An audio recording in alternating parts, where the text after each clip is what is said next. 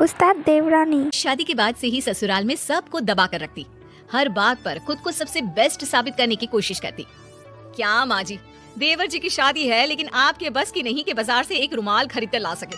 भाभी, मम्मी ने हम लोगों को बड़ा कर दिया, शादी ब्याह सब हो गया। तब तो आप नहीं थी ना जो आज माँ को ताना दे रही है। एक तो तुम लोग यहाँ आती हो, फिर मेरे और माँ के बीच लड़ाई करवाती हो। अरे सही तो बोल रही है मेरी बिटिया, घर की बहू हो और 4 काम करना पड़ गया, इसमें क्या होशियारी दिखाना। अरे करना है तो करो, नहीं तो। बस ये सुनकर रीना का तांडव शुरू हो जाता है।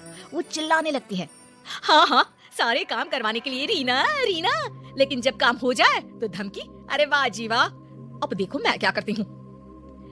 घर पर छोटे देवर की शादी, ऊपर से भाभी नाराज। अरे रीना बहू दिखाई नहीं दे रही, उससे बोलो छोटी बहू के घर जाकर उन लोगों से पूछ ले, कोई काम की जरूरत तो नहीं है।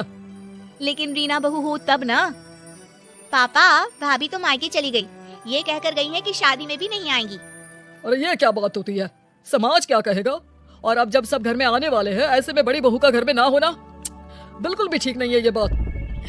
अरे पापा रहने दो ना उसे, वहीं छोटी छोटी बात पर घर पर कलेश करती है। सोचती है खुद किसी को कुछ भी बोले लेकिन उसे कोई कुछ ना बोले। ऐसा होता है क्या? अरे फिलहाल तो बहू को मना कर लाना जरूरी है। ड्राइवर से बोलो कार निकाले, हम खुद जाएंगे। घर के सभी लोगों को बहू पर गुस्सा आता है। जो आदमी अपने उसूलों के आगे किसी के सामने नहीं झुका, वो कल की आई एक लड़की को मनाने जा रहा है। पता है ना माँ, पिताजी को समाज, परिवार और आस पड़ोस की कितनी परवाह है। पापा सबके सामने मिसाल कायम करके खड़े हैं कि उन्होंने पूरा परिवार बांध कर रखा है। ऐसे में भाभी नहीं होंगी तो पापा की प्रतिष्ठा में उंगली तो उठेगी ही ना। ये भाभी की जीत नहीं, सबसे बड़ी हार है, हार। उधर मायके में रीना की माँ, अरे बेटी क्या बात है, इतने पैसे वाले लोगों को घुटने में ले आई तू। देख तेरा ससुर कैसे गाड़ियों का काफिला लेकर आया है हम लोगों के दरवाजे। अरे माँ बस बहुत हो गया इन लोगों का नाटक। अब तो देखो वो जो इन लोगों का दूसरा बंगला है ना, देवर की शादी के बाद वहाँ जाकर रहूंगी मैं, देख लेना। तभी ससुर बहू के मायके आते हैं। रीना की माँ नाटक करती है, अरे आइए भाई साहब, अरे देखे ना कब से समझा रही हूँ कि ससुराल में तेरी जरूरत है, चली जा बेटा। लेकिन पता नहीं क्या बात मन को लग गई है, आई तब से रोए जा रही है। ससुर जो बहू की माँ की हरकतों से अच्छे से वाकिफ थे। देखिए वो सब हम बाद में देख लेंगे, हमारे घर का मामला है। फिलहाल रीना बेटा घर चलो, वहाँ तुम्हारी जरूरत है। बड़ी बहू हो तुम, लोग क्या कहेंगे। देखिए पिताजी, आप खुद आए हैं तो ठीक है, मैं चल रही हूँ, लेकिन मैं साफ साफ कह देती हूँ, देवरानी के आने के बाद मैं उस घर में नहीं रहने वाली। वो तो तुम्हें बोलने की जरूरत ही नहीं है। मैंने पहले ही फैसला ले लिया है कि मैं तुम्हें दूसरे बंगले में शिफ्ट कर दूंगा। छोटे की बीवी और वो हम लोगों के साथ रहेंगे। रीना को तो मानो मन मांगी मुराद मिल गई। तो फिर ठीक है ससुर जी, चलिए चलते हैं। रीना ससुराल चली जाती है और अच्छे से शादी हो जाती है। छोटी देवरानी जैसे ही घर में कदम रखती है, हाय रे न जाने किसके अपशगुनी पैर हम लोगों के घर पड़े हैं। बत्ती ही चली गई, करो अब अंधेरे में सारी रस्में। तभी नौकर कहता है, अरे नहीं बड़े बहू जी, वो तो बत्ती आई है, जनरेटर बंद किया है ना अभी। छोटी बहू के तो पैर बहुत ही सगुन वाले हैं। अरे 2 दिन से पूरा मोहल्ला अंधेरे में डूबा था, अब जाकर लाइट आई है। अरे हाँ ठीक है, ज्यादा बोलने की जरूरत नहीं है, नौकर हो नौकर की तरह रहा करो। देख रीना, हम लोगों के घर हमेशा से इतना पैसा नहीं था, तेरे ससुर ने बहुत मेहनत से कमाया है। नौकरों से अच्छे से बात किया करो, ये हमारा परिवार ही है। हाँ ठीक है। वैसे मेरे मायके में नौकर चाकर रहे नहीं, लेकिन सब जानती हूँ कैसे बात करनी होती इनसे। नौकर मुंह लटकाकर चला जाता है। अरे देवरानी जी, कुछ बोलोगी भी कि बस ऐसी ही सबको घूरती रहोगी? लेकिन छोटी देवरानी कुछ नहीं बोलती। अगले रोज, अच्छा तो मैं चली दूसरे बंगले में, यहाँ सब आप लोग आराम से खुशी खुशी रहो अपनी नई बहू के साथ। रीना का पति कहता है, लेकिन मैं अपना घर माँ पापा को छोड़कर कहीं नहीं जाऊंगा, ये तो पक्की बात है। तो ठीक है ना, आप रहो, मैं और बच्चे तो जाएंगे, कौन रहेगा यहाँ सर्कस में। छोटी देवरानी बोल पड़ती है, दीदी आप इस घर को और घर के लोगों को ऐसे नहीं कह सकती। हाँ रीना भाभी, छोटी भाभी सही कह रही हैं।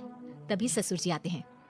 बड़कू बेटा, अपनी बीवी को लेकर जाओ दूसरे बंगले में, हम लोगों के लिए छुटकी बहू है। पिता का ऑर्डर मानकर बड़ा बेटा रीना और बच्चों को लेकर चला जाता है। आज सब कान खोल कर सुन लो, वो घर की बड़ी बहू है, बड़ी ही रहेगी। समाज में, परिवार में, हर जगह उसे हमारी बड़ी बहू के नाम से जाना जाता है। लेकिन एक बात ध्यान से सुन लो, कोई भी उससे गलत व्यवहार नहीं करेगा। अब क्या था, जेठानी रीना आए दिन घर आती और अपनी देवरानी को खरी खोटी सुना जाती। इन लोगों को जो तुम बहुत अच्छा समझ रही हो ना, अरे मैंने कैसे कैसे 5 साल काटे हैं मैं ही जानती हूँ।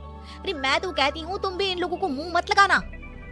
देखिए दीदी, अभी तक तो मेरे साथ सब ठीक है, जब कुछ होगा बुरा तो बता दूंगी। अरे मैंने तो इस घर को घर बनाया है, वरना जब मैं शादी करके इस घर में आई थी ना, पूरा घर ऐसे लगता था जैसे चिड़ियाघर।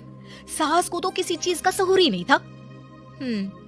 ठीक है ना दीदी, अब देखिए आप नहीं है लेकिन घर माँ जी ही तो चला रही हैं। मैं तो वही करती हूँ जो वो कहती हैं। अरे एक बात और, बुढ़िया ना बहुत गहना रखी हुई है। अब मैं तो यहाँ हूँ नहीं, तुम ही देखना कहीं ना नदी सारा गहना ना चंपट कर दे। वैसे कायदे से तो बेटी का ही गहना बनता है ना दीदी, हम लोगों को वो दे दे प्रसाद समझ कर रख लेंगे। आखिर सास की यादगिरी भी तो बहू के पास होनी चाहिए ना। अरे पता नहीं तेरी माँ ने तुझे कोई संस्कार ही नहीं दिए। अरे इन लोगों को जानती नहीं है तू। तभी ससुर वहाँ आ जाते हैं और छोटी को डांटने लगते हैं। छोटी बहू, मैंने तो तुम्हें अच्छा समझा था, लेकिन तुम भी। नहीं पापा जी, मैं तो सिर्फ दीदी से बात कर रही थी। हाँ, ये क्या कह रही थी पापा जी जानते हैं आप, कि बुढ़िया मर गई तो सारा गहना बेटी को दे जाएगी। मैंने कभी नहीं सोचा था छोटी कि तू भी ऐसी निकलेगी। तभी वहाँ सास और ननद आ जाते हैं। छोटी बहू दोनों को देखकर डर जाती है कि सास कहती है, नहीं नहीं, हम लोगों ने दोनों बहुओं की बात सुनी है। छोटी बहू की हर बात ठीक और संस्कारी थी। बड़ी बहू इस घर की हम लोगों की दिल खोल कर बुराई कर रही थी। जेठानी जैसे भी क्यों ना हो, जरूरी नहीं कि देवरानी भी वैसे ही निकले। हर एक के घर के अपने संस्कार हैं। बड़ी, तूने अलग घर ले लिया है, अब यहाँ का रास्ता भूल ही जा तो अच्छा है। छोटी सास की बात सुनकर चैन की सांस लेती है।